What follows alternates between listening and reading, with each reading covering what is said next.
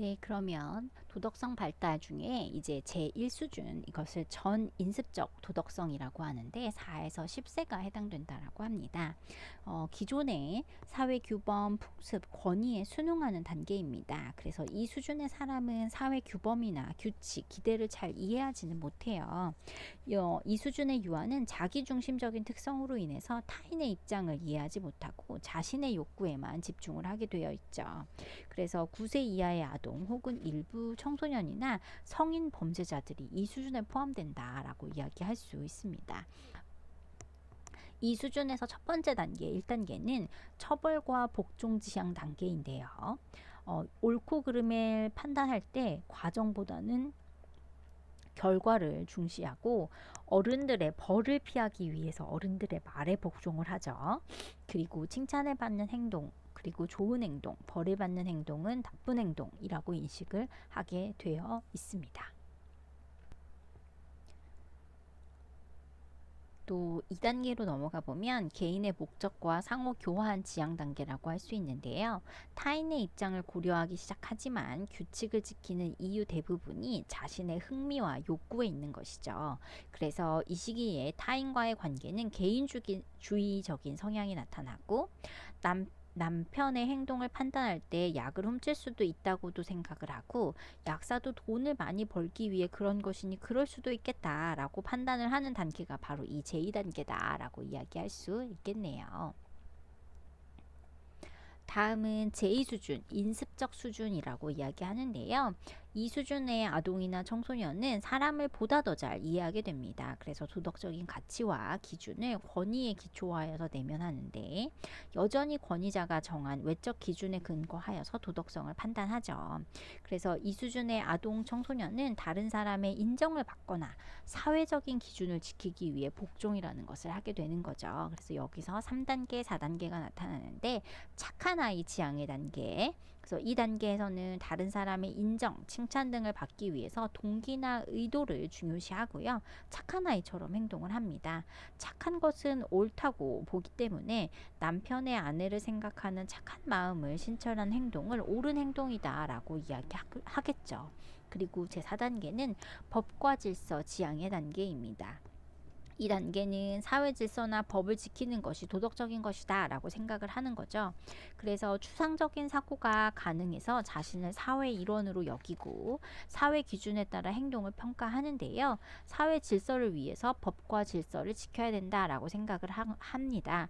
그 하인츠에 의해서 봤을 때 남편의 상황은 동정이 가지만 남편의 행동은 도둑질이 이기 때문에 용서할 수는 없다라고 답하는 단계가 바로 이 4단계다라고 이야기할 수 있겠습니다.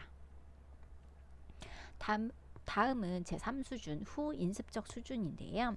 이 수준에 있는 사람은 도덕적인 가치가 충분히 내면화되고 사회 규범을 이해하고 인정하지만 법과 질서보다는 개인의 가치 기준을 우선으로 판단하는 시기입니다.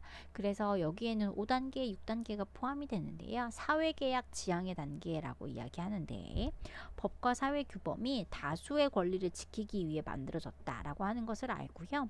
이를 지키기 위해 준수하죠. 하지만 법과 사회 규범이 절대 불변이 아닌 때로는 법적 견해와 도덕적 개인 가치의 견해가 모순됨을 알기 때문에 법적으로 남편의 행동이 나쁘다고 할 수는 있지만 그 하인체에 의해서 인간답게 살 개인의 가치, 생명권 등의 절대적인 가치를 생각한다면 남편이 꼭 나쁘다라고 말할 수는 없다라고 답하는 것이 바로 이 제5단계다라고 이야기할 수 있겠죠.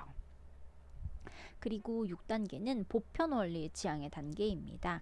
법과 사회 규범이 일반적으로 보편적 윤리적 원리에 따라서 만들어진 것이기 때문에 정당하다라고 보고요. 이 단계의 사람은 남편이 사랑하는 부인을 위해 도둑질할 권리는 없지만 인간의 생명을 살리는 상위의 윤리적인 원칙을 갖고 있기 때문에 사랑하는 사람이 이기 때문인 것이 아니라 어떠한 사람도 우리가 살릴 의무가 있다라고 판단하는 것이 바로 이 보편 원리 지향의 단계이다라고 구분을 하였습니다. 이제 우리가 성역할 발달 이론으로 넘어가려고 해요. 성역할이라는 것이 사실은 굉장히 중요한 것 중에 하나인데요. 성이란 남성이나 여성의 육체적인 특징이라고 하는 어떤 신체적인 특징의 한정적인 단어이기는 합니다. 생물학적인 특징을 나타내고요.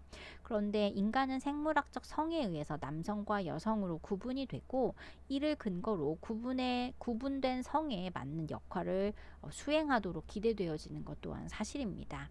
이러한 성 역할은 생물학적인 것뿐만 아니라 사회화의 과정과 관련이 있는데요.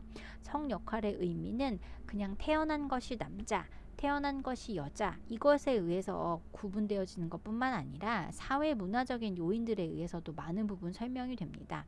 그래서 사회적인 성이라고 하는 것은 그냥 생물학적인 성보다는 보다 더 넓은 의미를 갖고 있음을 알 수 있고 이 사회적 성은 우리가 젠더라는 용어를 사용을 하죠.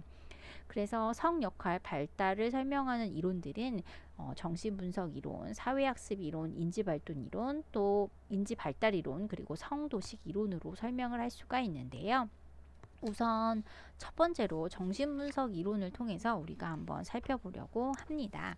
정신분석 이론은요, 성역할 습득 과정을 심리성적 단계에 의해서 일어나는 동일시의 과정으로 설명하고 있습니다. 정신분석 이론 하면 프로이트가 생각이 나시죠? 이 프로이트 이론에 의하면 유아는 성역할 개념과 행동이 획득되는 사회화 과정을 이성 부모에 대한 초기 애착, 그리고 그 후 동성 부모에 대한 컴플렉스를 해결하는 과정인 동일시의 과정을 거치면서 성적 특성을 내면화한다라고 설명을 하였습니다. 예를 들어서 남아의 경우에 남근기의 이성 부모, 즉 어머니에게 생기는 어떤 욕망으로 인해서 동성 부모, 아버지에게 보복의 두려움, 바로 그것이 거세불안이라고 이야기하는데 이 거세불안이 생기면서 이것에 대한 감소를 위해 방어적으로 동성 부모를 동일시하게 된다라는 거예요. 그래서 이 과정에서 성 역할을 무의식적으로 학습받게 되고 남자는 이렇게 하는 거야. 아버지의 그 행동 등을 보고 이것을 자기가 무의식적으로 받아들인다는 거죠. 그리고 모방하게 되어서 성유형화 되어진다라고 설명을 하고 있습니다. 또 반면 여아의 경우에는 거세불만이 없으므로 이 정신분석 이론으로서는 설명하는 것이 굉장히 불충분하다라고 하는 것이 그 한계점으로 지적이 되고 있습니다. 다음은 사회학습 이론에 대해서 이야기를 한번 해볼 건데요. 사회학습 이론에서는 그 미셸은 성 역할이 직접 학습과 관찰 학습에 의해서 발달한다라고 설명을 하였습니다. 유아의 성 역할은 유아가 속한 환경 속에서 경험하는 다양한 학습의 결과이다라고 설명을 하였는데요. 유아들은 부모가 성에 적합한 놀이를 했을 때, 정말 잘했어. 원래 여자는 그렇게 얌전하게 노는 거야. 라고 긍정적인 강화를 하는 반면에, 여자아이가 너무나 심각하게 놀고 또 와일드하게 놀면, 여자애가 왜 그렇게 노는 거야? 라고 하면서 무시나 다른 놀이를 권유받는 등 벌을 받으면서 이런 직접 학습을 통해 성 역할이라는 것이 발달이 된다라는 거죠. 즉 남자아이들한테는 칼을 쥐어주고 활발히 놀아 라고 이야기를 하고 여자아이들한테는 소꿉놀이를 주어주고 이거 가지고 얌전히 놀으렴 뭐 이렇게 각자 성에 부합한 놀이를 했을 때 잘했어 잘했어 아유 우리 딸은 정말 얌전하기도 하지 라고 어떤 그런 칭찬을 했으면 아이가 이렇게 노는가 보다 라고 긍정적인 강화를 받았을 때 아이가 이것이 이렇게 하는 건가 봐 라고 직접적인 학습을 통해 성 역할이 발달이 된다라는 거죠. 또는 여자아이가 너무 와일드하게 놀았을 때는 혼나고 또 무시받고 뭐 이러면서 이렇게 하는 게 아닌가 보다 라고 학습을 하게 된다라는 겁니다. 그래서 정리를 해보면 이 부모가 성에 적합한 놀이를 유아가 했을 때 긍정적인 강화를 받고 또는 부정적인 어떤 강화를 받으면서 무시나 또 어떤 혼남 이런 것들 벌을 받는 거죠. 그랬을 때 이렇게 하는 게 이렇게 하는 건가 봐 이렇게 하는 게 아닌가 봐 라고 아이가 직접적인 학습을 통해서 성 역할이라는 것이 발달된다 라고 설명을 하고 있는 거죠. 또 유아는 또래나 교사, 부모 혹은 다양한 매체를 통해서 성 역할 관련 행동들을 관찰하게 되고 또 그것을 모방하게 되고 이런 과정에서 학습하게 된다라고 설명하는 것이 바로 사회의 학습 이론입니다. 다음은 인지발달 이론인데요. 콜버그는 성역할 동일시는 성별 자아 개념 인식이 선행이 되어야 된다라고 이야기하면서 자신의 성별을 명명한 후에 성별에 맞는 행동, 태도, 정서 표현 등이 이루어진다라고 설명을 하였죠. 그래서 정신분석 이론이나 학습 이론과는 반대로 성유형화의 결과가 동일시가 일어난다라는 건데요. 환경에 의해 수동적으로 성 역할을 받아들이는 것이 아니고 유아 스스로 자신의 성에 적합한 지식들을 적극적으로 구성을 하여서 성 역할 발달이 이루어진다라고 설명하는 것이 콜버그의 인지 발달 이론입니다. 다음은 성도식 이론인데요. 성도식이란 성에 관련된 지식, 태도, 그리고 선호, 신념 등의 인지적인 구조를 이야기할 수 있죠. 그래서 유아가 특정 성에 관련된 정보에 주의를 기울이고 또 기억하고 정보를 수집하는 일종의 신념과 기대 체계를 우리가 성도식이라고 이야기할 수 있는데, 성도식 이론에서 성 역할은 성 항상성 또는 성일관성이라고 하는 그 습득에 의해서라기보다는 자신이 속한 사회 문화 속의 주위 환경과 상호작용하면서 그 중에서 경험하는 중에 학습과 관련된, 그러니까 학습을 하면서 성과 관련된 정보를 자기 구조 속에서 조직화하는 것으로 유아 자신이 갖고 있는 성도식에 근거하여서 선택적인 기억과 선호 과정을 통해서 발달을 한다라고 설명을 하고 있는데요.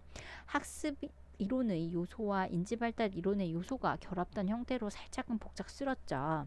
그래서 설명을 해보면 여성은 치마를 입는다. 그리고 여성에게 적합한 의복 형태에 대해서 단순한 도식을 습득을 하는 거죠. 즉 아이가 여성은 치마를 입는다라고 그 의복 형태에 대해서 그 아이가 이제 머릿속에 넣은 거예요. 그러면 자신의 성 정체감을 이해하는데 그 여자는 치마, 그리고 여성에게 적합한 의복은 바로 이 치마다라고 아이가 학습을 하는 거죠. 그래서 유아가 치마에 집중하고 정보를 수집하여서 기억을 하는 것이죠. 반대로 남자라면 치마는 남자에게 적합한 의복이 아니야, 바지가 남자한테 적합한 거야 라고 그 정보를 잊어버리는 거죠. 그러니까 자신이 어떤 하나의 그 프레임을 가지고 있고 스키마를 가지고 있고 이 스키마를 통해서 어떤 정보를 찾아내고 그 정보에 의거해서 기억을 해내고 뭐 이런 것이 바로 성도식 이론이다라고 이야기할 수 있겠습니다. 그렇지만 좀 더 생각을 해봐야 되는 건 이제 사회의 변화도 있고요. 그렇기 때문에 우리가 새로운 성 역할이라는 것에 대해서 생각을 해봐야 되는데, 뱀은 양성성으로서 사회화가 더 기능적이다라고 주장을 하는데요.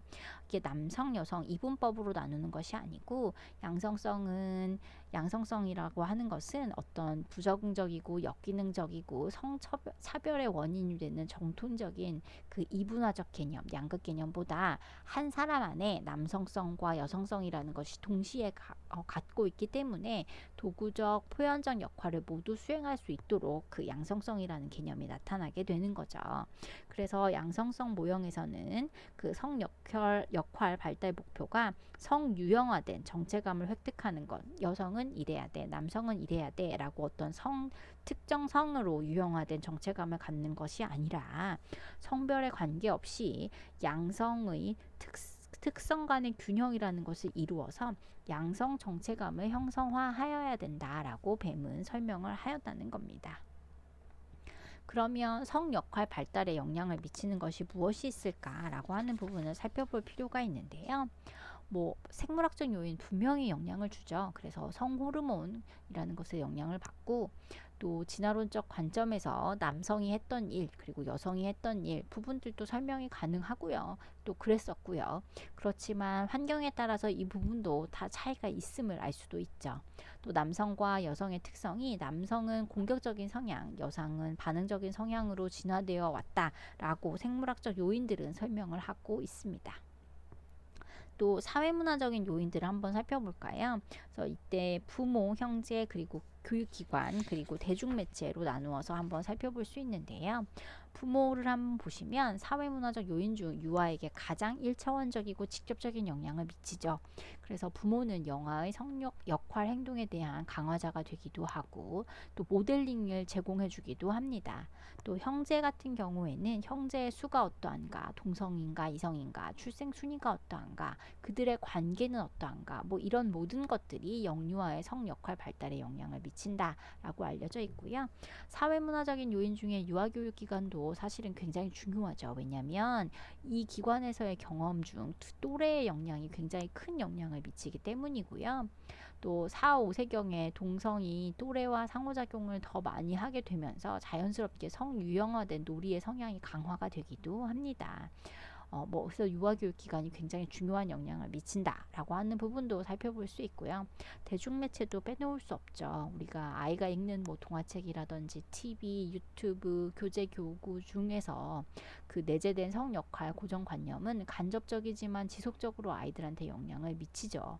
그리고 이것에 대해서 매우 민감하게 아이들이 반응하기 때문에 대중매체도 성 역할 발달에 영향을 미치는 요인이다라고 하는 부분까지 살펴볼 수 있겠습니다. 따라서 이러한 부분들을 좀 보아서 양성성의 개념이 포함되어 있는 것들을 좀 중심으로 환경을 꾸며놓으면 유아 그 성 역할 발달에 많은 영향을 미치겠죠. 네, 수고하셨습니다.